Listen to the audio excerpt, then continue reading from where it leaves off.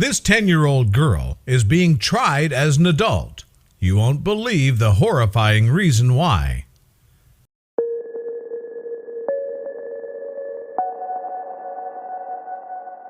But before we start, please make sure to subscribe to Did You Know and hit the bell so you never miss an upload from us. Also, leave a like right now. The 10-year-old girl held on to her father's hand as she stood before the judge on a chilly November morning in Wisconsin. Her mother, Amber Sweeney, sobbed next to her as the judge read her charges: first-degree murder. And even more shocking, she was being tried as an adult. What could this little girl have possibly done that would deserve such aggressive charges? The truth is absolutely horrifying. For Nate Lytle, having a son was the only thing he wished for in life. After establishing a successful career and with the support of his family, he decided that he wanted to adopt so he could experience the joys of fatherhood. He never imagined the road would be filled with so many ups and downs. After working with an adoption agency, Nate waited for over 2 years before his son was eventually placed in his arms. He named him Jackson, and it was love at first sight between the two of them. Unfortunately, their happy story would soon take a dark turn. Since Nate worked full-time, he needed a daycare to take care of Jackson during the workday. After conducting his research, Nate chose Amber's Pals and Playmates, which was run by Amber Sweeney out of her home in Chippewa County. Nate loved her demeanor and her way with children and felt completely comfortable leaving his son there.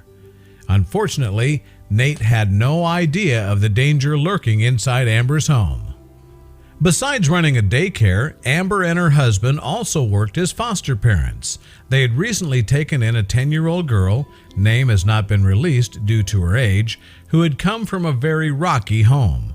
They hoped to give her stability and a loving environment. However, things were about to take a serious turn for the worse. On the morning of October 30, 2018, Nate dropped off his son Jackson like he normally did with Amber. Sadly, this would be the last time he would see his bright eyes and smiling face. What would happen next would set off a chain of events that would turn his world upside down. The details of the events that occurred that afternoon are murky and were put together by testimony from Amber Sweeney, her husband, and the 10-year-old girl. According to Amber, she had ushered her 3 foster children outside to play because she didn't allow them to interact with the daycare and because the baby was sleeping. However, around 3:40 p.m., she noticed that her newest foster daughter was sitting in the alcove. A few minutes later, Amber heard Jackson scream and then abruptly cut off. Running into the kitchen, she found the baby sprawled out on the floor with blood pouring from his head. Nearby, her foster daughter stood nervously, unable to tell Amber what happened.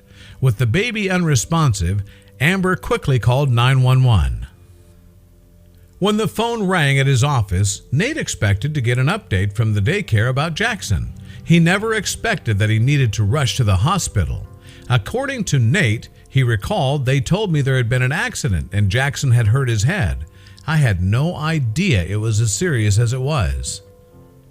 When Nate arrived at the hospital, he was told that Jackson was in intensive care and suffering from blunt force trauma to the head.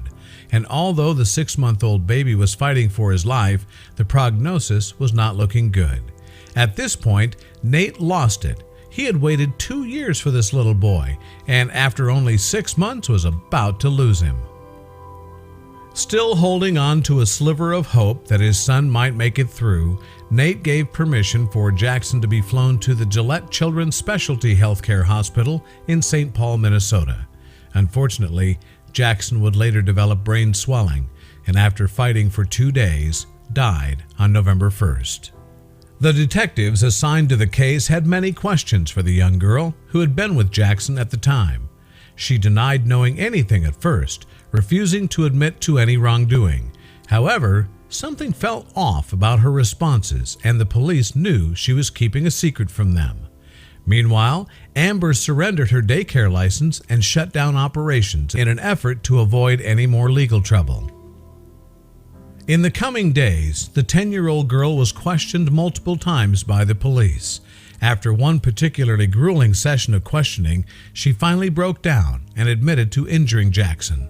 According to her, she had been holding the baby and accidentally dropped him.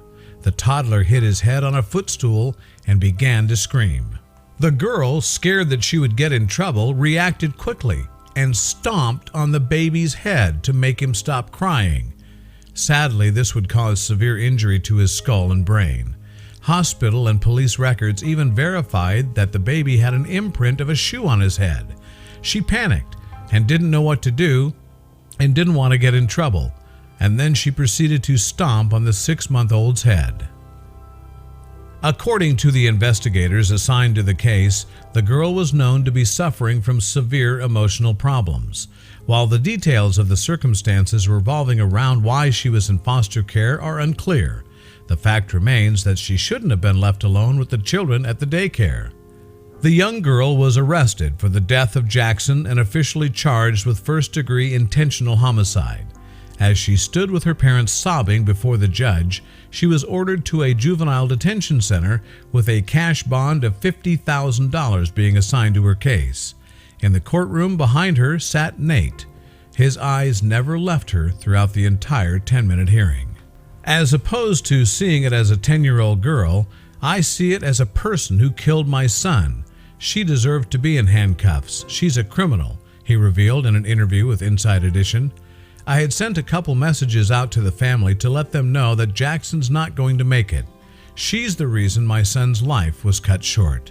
When the story broke about the death of Jackson and the 10-year-old girl responsible, it sent shockwaves across the nation. Not only was it a brutal crime, but the fact a girl so young had done the deed was chilling. However, what sparked an even bigger debate was that she was being tried as an adult. How was that even possible? According to Wisconsin law, the state requires any child that is 10 or older and facing first-degree murder charges to appear in court as an adult. However, most of these cases are then referred to the juvenile court system. In this case, the judge seems to have no intention of transferring the girl to a juvenile court. If she were to be tried as an adult, it would pose the question of whether or not she had the mental maturity to understand her actions and the consequences of those actions. As for Nate, losing his son was one of the most difficult experiences in his entire life. However, despite the pain and anger, he's thankful for the precious memories from those 6 short months. Jackson loved to laugh, smile, and bounce in his pack-and-play chair. He knew how to light up a room with his laugh, and that's something no one can take away from Nate. We hope when this is all said and done, justice will be served.